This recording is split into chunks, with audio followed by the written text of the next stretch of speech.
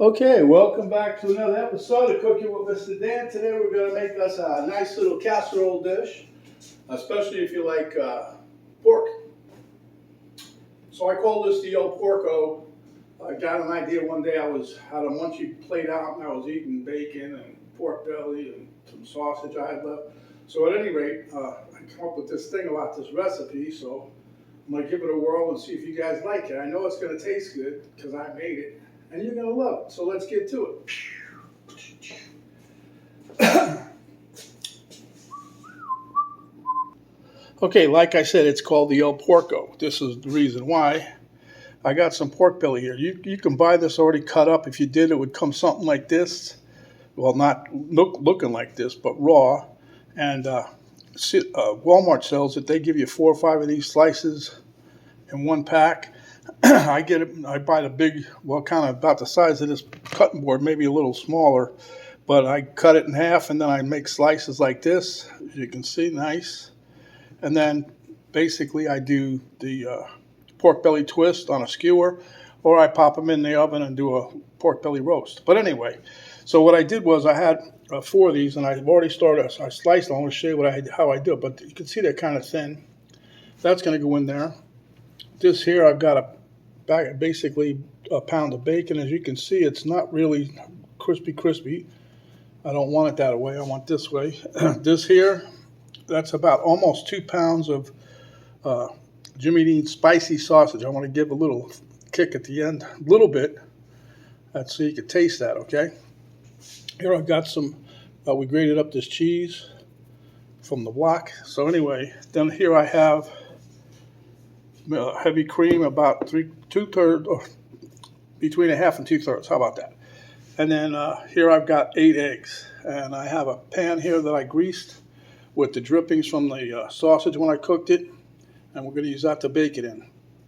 Okay, so as you can see, you got your pan here. And this sausage is still a little bit warm, not hot. I made it a little bit ago. And I'm saving a little bit because I got a dish I want to make for myself. Another little dish. I think that'll be good. I'm going to cover the bottom. Okay. Now, if you wanted to go crazy with the cheese, I could tell you what to do here, but I'm not gonna. I don't want to go crazy. This is a carnivore dish. You can eat cheese on carnivore, but it's best not to go cray-cray, like my wife would say, cray-cray. Okay. So we're gonna hit this with a little bit of cheese, just a little bit. The reason I say a little bit because I do this just to help hold the sausage grinds together. Once it's cooked, cheese will act like a little bit of a glue, little binder, or whatever you want to call it. But it's going to add some flavor too. You guys don't have to do this step. I'm doing it. The cheese don't bother me, and I don't bother it. So at any rate, there you have it, right? Cheesy. Okay. Next step, we're going to pull some bacon. I think we'll do the. We'll do the bacon next. No, I'll do the bacon last. It's hard to say. You don't have to put this in any specific order. I'm just trying to do what I think I like. Better idea, see? Put you guys back over here. Now I'm going to take move this dish over here. I think I'm going to throw a little bit 9. Yeah, it's just a little bit right there. Okay, so then we're going to take the pork belly and just kind of throw it in there right now just to see. You don't have to have it go, crazy. Just throw it in there. But I have enough. The amount that I cooked yesterday was about 1.5 pounds, give or take. And the reason I put the pork belly in here anyway is to, we want the fat content for the carnivore style. They like the fat, so we give them some fat. Now this is about half of what I had, half of what I cooked so far. And well, that's a thick one, huh? Look at the size of that thickness. Kind of went a little crazy with the knife, I guess, huh? Stay away from Bonsai Dan. Bonsai. Okay, so as you can see this here, that's all you got to do really. And then you use, because you have the chef's preference, you can clean up the dishes. Okay. Now we're going to take our bacon, put it in there.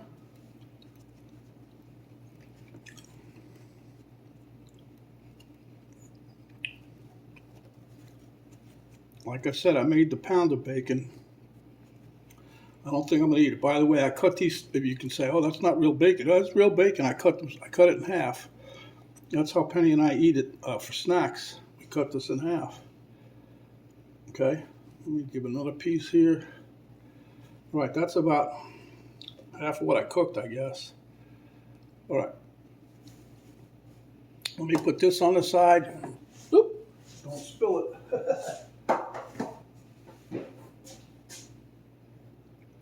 Okay, so in here I have 8 eggs. You can use 6. You can, whatever your preference is. You just, this is going to be like a nice little filler.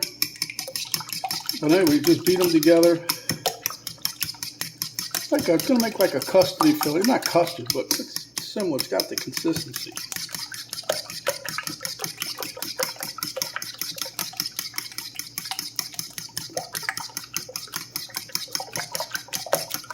Okay, so you do that, and we'll put some heavy cream in there for a little bit of body.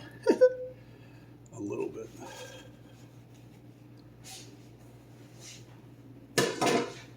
All right, we'll mix this up.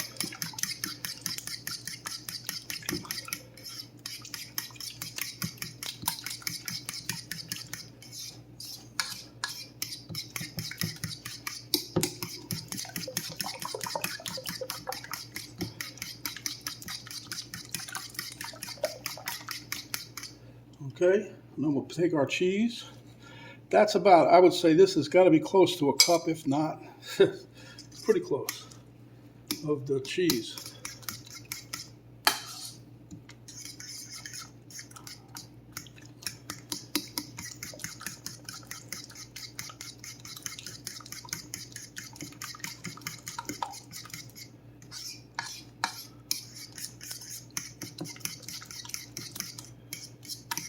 Okay, we mix that up pretty good.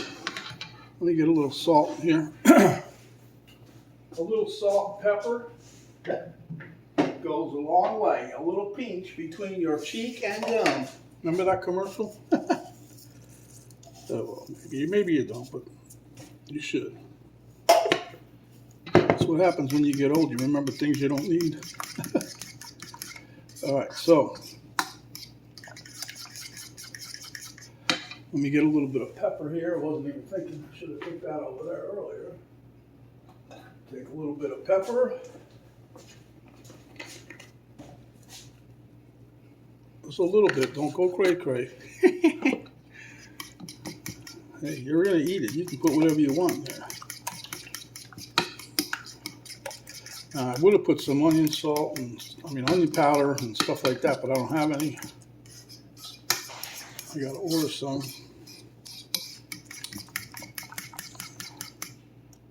Okay, let's put this over here.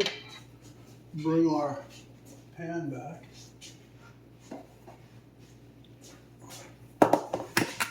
Okay, and then we're just going to pour this mix straight on over.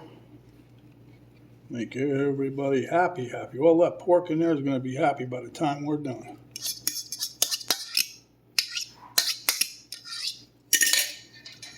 Then you get you a spatula.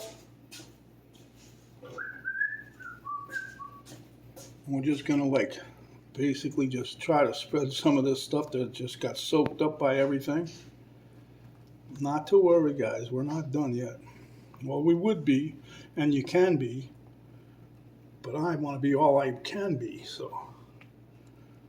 Okay, so now I have a little bit of I wasn't going to use this, but since I have it left, we're trying to use it up, as we're trying to get away from all the cheese. At least I am. My wife just loves cheese, so we always have cheese in the house.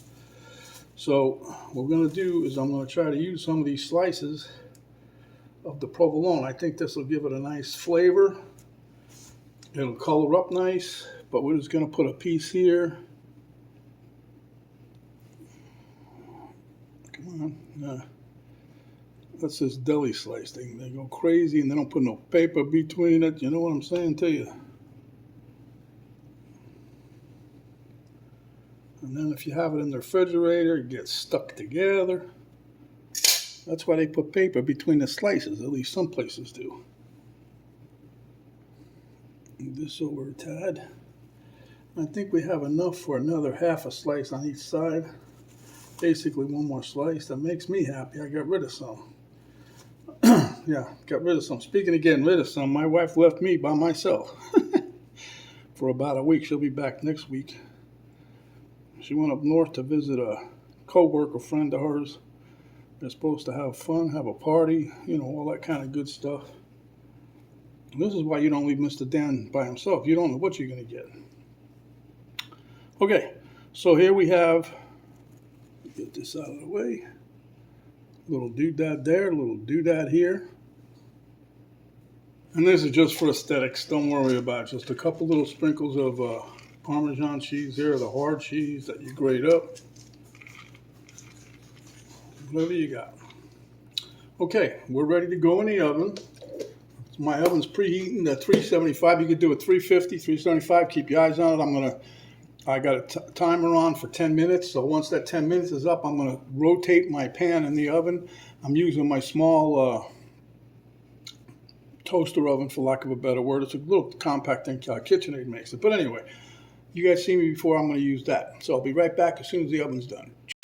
Okay, as you can see, it's in the oven. Bam, I'm going to rotate that around about 10 minutes.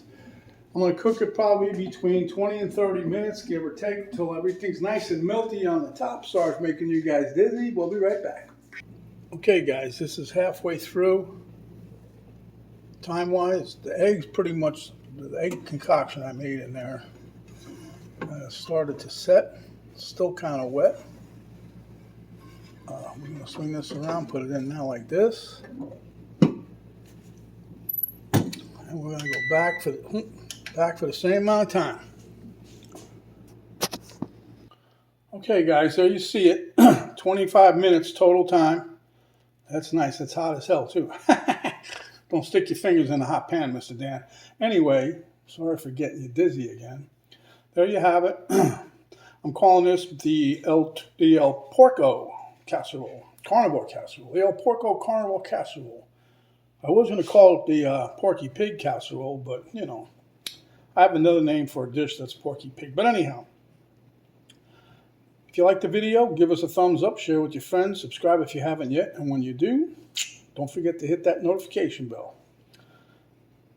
And I want you guys to not stay hungry, but come back and visit. And when you do, we'll give you another delicious recipe just like this. This is Mr. Dan saying thanks for watching. We'll see you on the next video. Tell your friends.